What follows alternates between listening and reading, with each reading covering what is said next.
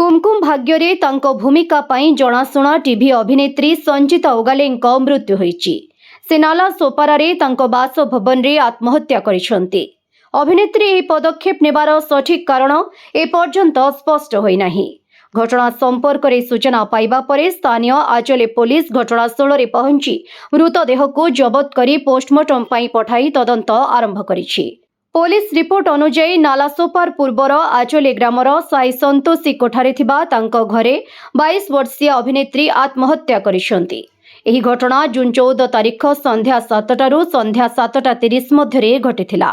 आचले police station रो सहकारी police inspector Vinod बा कहिसंती जे संचिता तांको सोइबा घरे निजको बंद करी रखिथिले एवं साड़ी व्यवहार करी सीलिंग फैन रे फांसी देथिले।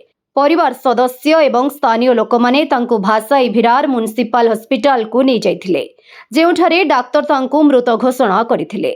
सूचना पाइबा परे पुलिस तुरंत घटनास्थल रे पहुंची मृतदेह को पोस्टमार्टम पाई पठाइबा पूर्वरु एक तदंत रिपोर्ट प्रस्तुत करिथिला। अधिकारी माने कहिसंती जे समस्त संभाव्य दिगो को नहीं एक विस्तृत तदंत चलिछि। मृतकों पिता मच्छिंद्र उगालेंक द्वारा दाखल करा जायथिबा अभियोग आधारे आचल पुलिस 15 जून रे भारतीय नागरिक सुरक्षा संहितार धारा 194 अंतर्गत एक दुर्घटना जनित मृत्यु रिपोर्ट पंजीकृत करिथिला। पुलिस कहिछि जे घटनार प्रकृत कारण ए पर्यंत जणा पड़ी नाही एवं अधिक तदंत जारी रहिछि। ब्यूरो रिपोर्ट विकल्प समाचार। आम चैनल को लाइक, शेयर एवं सब्सक्राइब करंतु।